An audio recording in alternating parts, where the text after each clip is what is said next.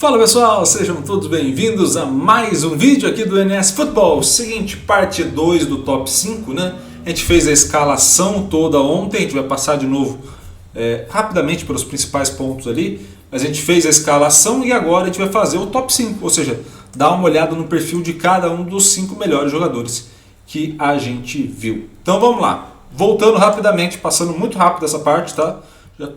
Já está no vídeo de ontem.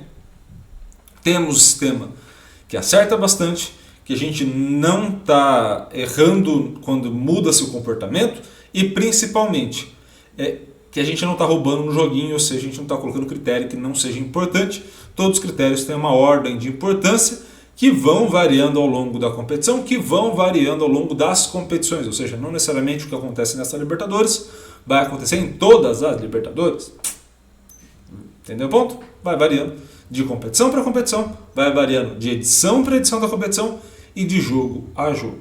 Claro, não vai ter uma variação muito grande de um jogo para outro, mas apresentará pequenas alterações ao longo da competição, beleza? Então esse é o cenário que a gente se encontra e os critérios mais importantes que têm saído são justamente o de finalização certa, ou seja, de chute certo, e também na conversão de chute de finalização para gol. Tá? Então essas duas são as principais chaves de entendimento dos resultados das equipes e isso tem acrescentado aí pesos para esses jogadores e dado destaque para cada um deles. Tá? Passando pelos 11 titulares que seriam escolhidos pelo nosso sistema: Fábio, do Fluminense, temos também o Advíncula do Boca Juniors, peruano, temos o Gustavo Gomes do Palmeiras, Diego Bejarano do Bolívar, Mateu Gamarra do Olímpia, lateral esquerdo, Damian Bobadilla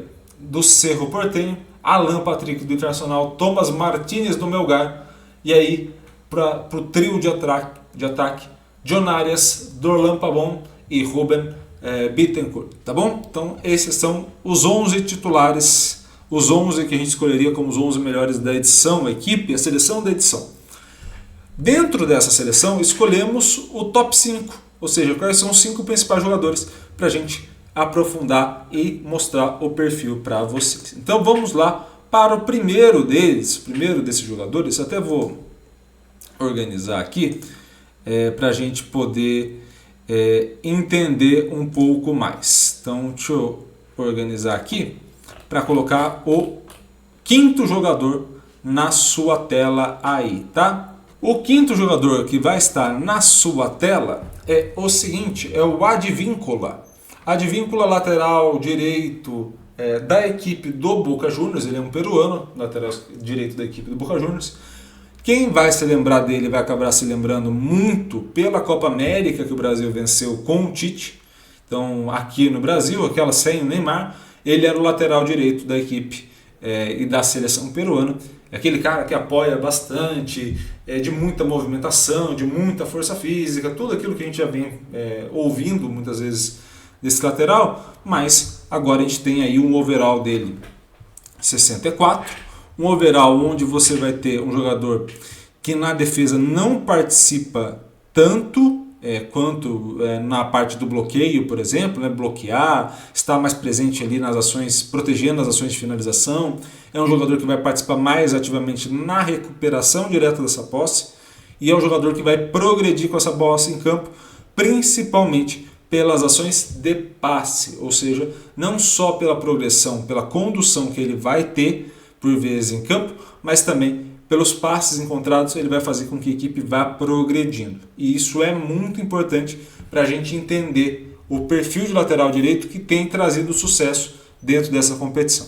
Além disso, um jogador que finaliza e que converte bem as ações de chute para gol, principalmente para um lateral direito. Então a gente está olhando para um cenário de um jogador completo. Tá? Então esse é nosso quinto colocado nesse top 5 da Libertadores. Além disso, quem está na quarta colocação? Gustavo Gomes. Gustavo Gomes na quarta colocação, overall 68, um zagueiro extremamente completo, né? Então assim, se a gente olhou ali para o Advíncula e falou da questão da participação dele, o Gustavo Gomes vai participar de todas as fases do jogo do Palmeiras, vai participar na parte de bloqueio, ou seja, de evitar o gol do adversário através de estar entre a bola e o gol, né, o próprio gol, protegendo o próprio gol. Vai estar também recuperando essa posse. Um indicador legal, recuperando essa posse sem fazer a falta. Então esse é outro ponto. E também recuperando essa posse mais rápido. Então você está falando de um jogador que vai conseguir para você recuperar essa posse com segurança, fazer com que a sua equipe progrida em campo, principalmente através dos seus passes, e também participar tanto das finalizações do Palmeiras, aí uma forte jogada aérea, quanto também da taxa de conversão para gols. Ou seja, não é só uma participação no sentido de ir para frente e cabecear de qualquer jeito. Faz parte do estilo de jogo dele esse ir para frente, participar da jogada de bola aérea e converter, ou seja, ter qualidade nessa participação, o que faz ele estar na quarta colocação, sendo um zagueiro nessa lista. Tá? Na terceira colocação temos o John Arias, overall 68. John Arias vai participar, obviamente, mais da fase ofensiva, ele vai ter uma boa participação na fase defensiva para um atacante.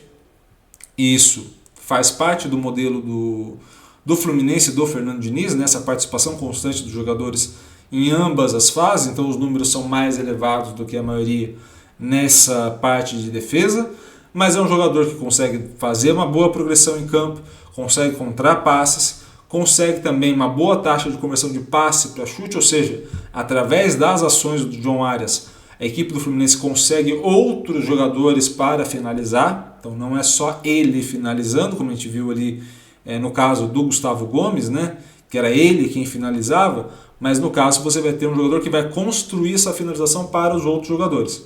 E isso é importantíssimo também na hora de você ter esse jogador dentro da sua equipe. Além disso, finalização e a taxa de conversão, ele vai bem, principalmente nesse segundo índice. Tá? Então, temos aí o terceiro colocado. Segundo colocado, o artilheiro. Temos ele, Robert Bentancur, do Liverpool, overall 69, e é um jogador que vai ser um jogador de área, de fato. Então, assim, ele não vai participar tanto da forma de recuperar essa posse da bola da equipe, não vai participar tanto da progressão, porque você tem menos campo para progredir, né, especificamente.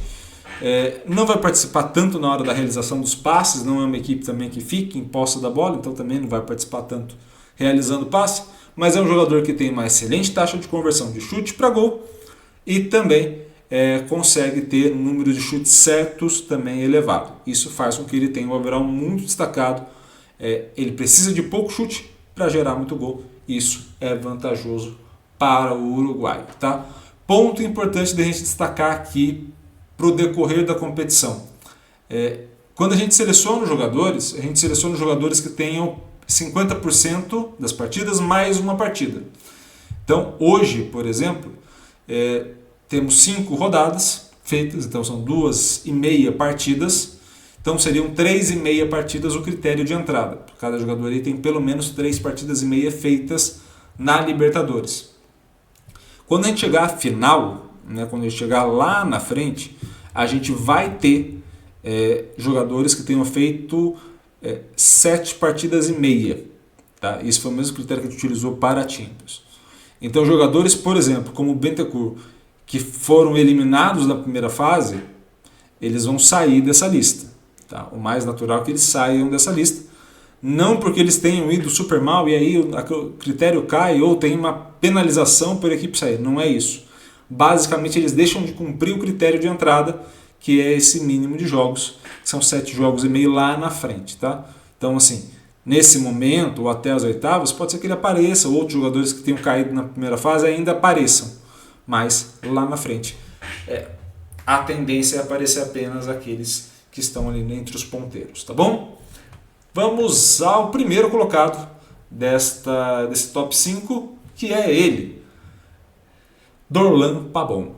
Dorlan Pabon é o primeiro colocado nessa listagem que a gente fez, participa relativamente bem para um atacante da fase defensiva, também faz a equipe progredir, principalmente pela condução, né, e aí condução e passe, mas principalmente o número de chutes realizados a gol tem sido muito alto, o número e a taxa de conversão também tem sido muito alta nesse começo de competição com o Atlético Nacional, né?